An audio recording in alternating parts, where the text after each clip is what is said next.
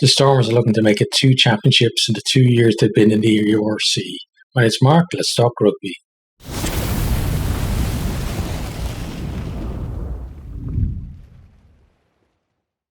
Stormers versus Munster in the URC final. It is in DHL Newlands in Cape Town, Saturday the 27th of May. Kickoff is 5:30 BST. Let's have a quick look at the two teams, starting with the Stormers. So in the backs, you got Wilmsted, Davids, Nell, Duplessis, Zas, Lebok, and Yanchis. The pack then is Kitsoff, Dweba, Malherbe, Ori, Van Herden, Furi, Daimani, and Roos. On the bench then, Kotze, Vermaak, Fuchs, Dixon, Engelbrecht, Tunison, De Vet, and Blumekes. The Munster team then backs Haley, Nash, Frisch, Fekitoa, Daly, Crowley, and Murray. Forwards Lockman, Barron, Archer, Klein, Byrne, O'Mahony, Hodnett, and Coombs. On the bench, Scannell, Josh Wycherley, Salanoa, Snyman, Kendlin, Casey, Healy, and Earls. Okay, so team news. Stormers, they made 2 changes from the team that beat Connacht in their semi-final. Marvin Ori and Dion Fourie returned to the pack, and both of them were unavailable for the semi-final with knocks, so it's good to see them back in the team. Munster, they made 3 changes from the team that beat Leinster in their semi-final. Calvin Nash is back on the right wing. Malachi Fekitoa into the centres. Con Murray is in at 9.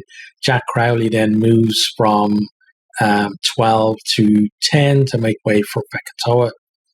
Their pack remains unchanged, and O.G. Snyman returns to the bench. Head-to-heads this year, they've had one. It was in round 17, so not that long ago. It was Stormers 24, Munster 26. We had 2 tries from Barron in the first 20 minutes, both from line-out mauls. Gave Munster a pretty decent lead. Stormers, though, were able to tie it up just after half-time. Try from Malherbe in the first half, and then one from Nell in the second half. Game then is pretty close up until Coombs goes over with about 7 minutes to go for the bonus point try for Munster.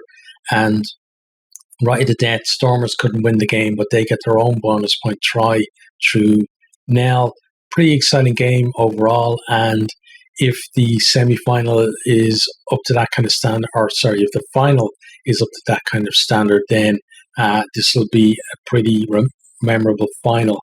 In terms of how the teams have done over the season, Stormers finished 3rd, Munster finished 5th. And kind of second half of the season is a little bit contrasting.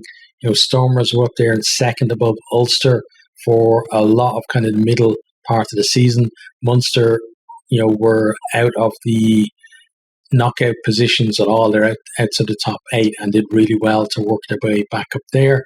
In terms of attack, points scored 531 for Stormers to 470 for Munster. So, it's a decent margin for them there.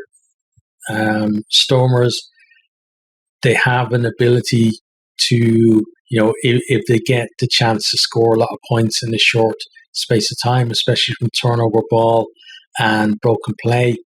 Try scored 69 to 65, so fairly close on that one.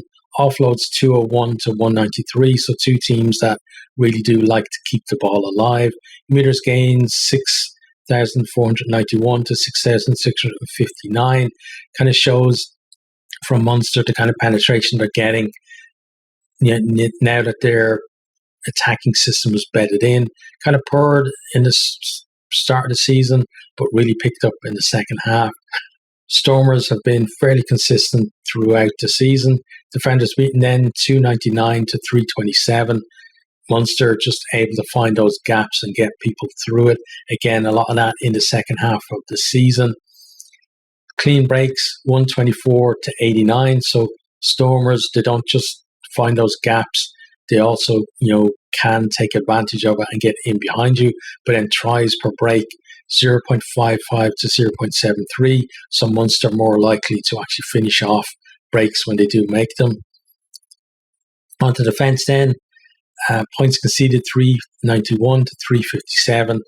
Munster, meanest defence really in the competition. Tries conceded 48 to 47, so very close on that one. All of these stats really pointing towards this one being a very close encounter. Tackles made 2599 to 2661. Again, very close. Tackle success exactly the same, 88% each. Tackles missed 310 to 330. And then turnovers lost 238 to 220. So, both teams fairly decent on defense, and turnovers lost not that bad over 18 games of the regular season. Kicking then, Stormers, you can see, like to kick more at the post with 103 to 83. That I think has a lot to do with LeBoc's performance this year. There have been a lot of games where they were tight, but he would either get his conversions or would be putting penalties over. Just stretch that lead out a little bit and make the other team chase the game a bit. Then game opens up and then they pull away because they can score extra tries as the other team, the opposition, trying to push things. Penalty scored 25 to 15. Again, you can see that they, out of the two teams, prefer to take the points in threes when they get the chance. Conversion scored pretty even, 53 to 48. Drop goals 1-0 in the regular season, but obviously Crowley got that drop goal against Leinster to win the game, so they're really 1-1 on the whole season.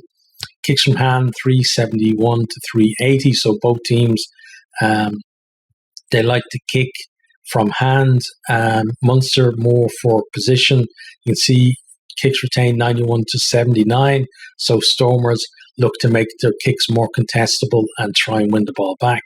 Kick meters then 10,684 to 11,083. So Munster a little bit of an edge on that one, but both teams do like to kick for position and put pressure on the opposition as well, trying to move around the back three. So I think that's going to be an interesting battle in the game. Who's going to be able to get those back threes out of position and maybe get some 50-22s, or just get up there, put a lot of pressure on and maybe win turnovers from that. In terms of then discipline, yellow cards 12 for Stormers, 9 for Munster. Red cards 1-0. So Munster generally don't get that many, sin bins. So if Stormers do get one, Munster probably going to have to take real advantage of that. Penalties conceded then 172 to 189, which again would kind of point towards the fact that Stormers are probably going to be the one going for the post more, because potentially they're going to have more penalties to do it anyway. Scrum offences then 32 to 49. Munster, the scrum is okay. Stormers, they tend to try and keep the ball in the scrum when they feel they're on top. You could see that in this game as well. Line out offences 4 to 5, so not much difference there. We look at the line out stats then. Line outs 1, 232 to 203. And line outs lost 41 to 39. So Stormers slightly better in the line out, and it's reflected in their percentages as well, 85 to 84. But line out steals 16 for Stormers and 25 for Munster. You can see the likes of Gavin Coombs, but especially Peter O'Mahony getting up there and trying to steal the Stormers' ball. Scrums then, 91-1 from the Stormers, 79 from Munster. Percentage 93 to 91. So again, Munster fairly decent, but scrum penalties, I think, kind of tells you the difference between these two scrums. Stormers are 133 to Munster's 13. So Munster, they like to get the ball in and out. Not necessarily going to be keeping in there looking for penalties. Stormers, though, if they feel they have the edge, they definitely will be doing that and will be trying to exploit that throughout the game. In terms of the knockout stages then, quarterfinals, Stormers, they beat the Bulls 33 to 21. The box performance from the tee was key in that one, kept the scoreboard ticking over. They managed to pin the Bulls in their own half from early on, and then just kept them at arm's reach for most of the game. Munster to beat Glasgow 14-5 with Scotstoun. Held out early on. They took their chances when they came. Glasgow were still competitive after Tom Jordan's red card, but that was a really brilliant defensive performance from Munster. Probably going to need something similar again in the final. Semi-finals then, Stormers beat Connacht 43-25. Connacht get out to an early lead, but then Stormers get themselves 24-8 ahead with a double from LeBoc and then Davids with an earlier try. Connacht, though, able to peg them back to 24-20, but then Stormers pull away in the second half with tries from Devet to Unison and Nell. Munster, they beat Leinster 16-15 in their semi-final. They were ahead early through the boot of Healy. Could have been further ahead as well, but some really good maul defence from Leinster on a couple of occasions, especially Jack Conan being very good there. Then they fall behind 10-6, but they applied a lot of pressure on the Leinster line and eventually told Byrne getting over for them from close range to put them back in front, but they fall behind again, and then a 77-minute Jack Crowley drop goal seals the victory for them. They're shown in the knockout stages, tight games are able to come through them.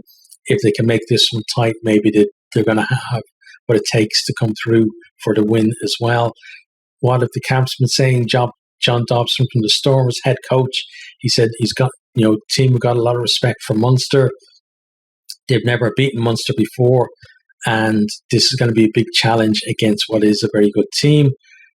It's going to be the biggest crowd for any Stormers game ever.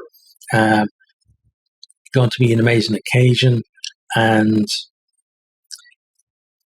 they're going to have to dig deep really for this.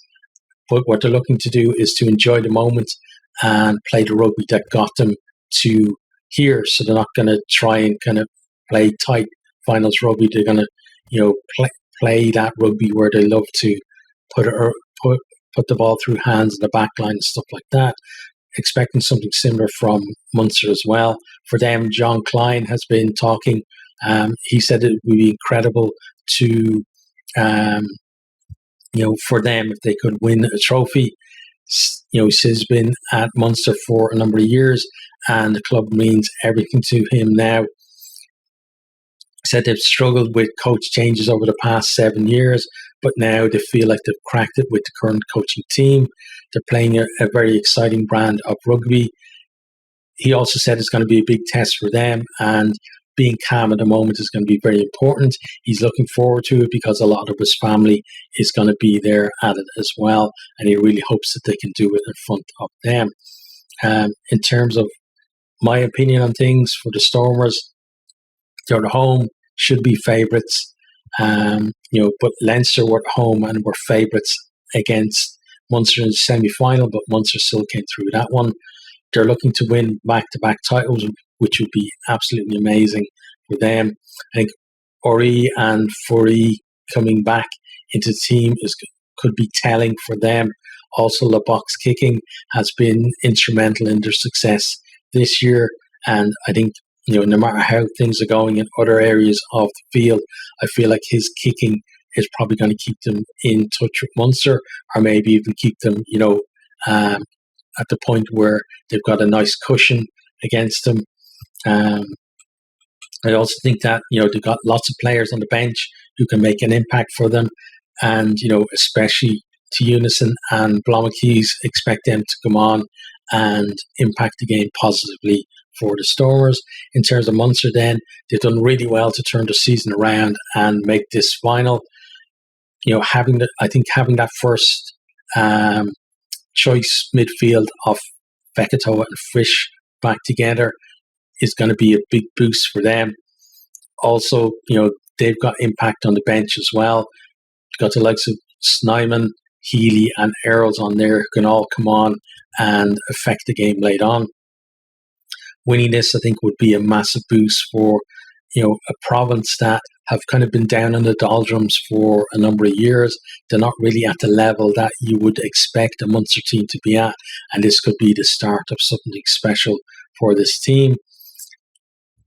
In terms of, overall, I think Stormers, they're the clear favourites, but Munster, they were able to beat them at the same ground a couple of weeks ago. It's great that there's going to be an absolutely massive crowd there. I think there's no doubt that Munster will bring probably the largest travelling support of any of the European teams going down to South Africa. Like, the travelling support that Munster have is absolutely crazy. Although, South Africa, obviously, that trip is going to limit the numbers. And I think there's going to be huge support there for the Stormers as well. So expecting a great atmosphere at the game. My head says Stormers are going to edge it due to the experience they have from last year's final and winning that. But my heart is definitely with Munster, even as a die-hard Leinster fan. But I think this is going to be a great occasion, and it's a fitting end to what has been a fantastic URC season.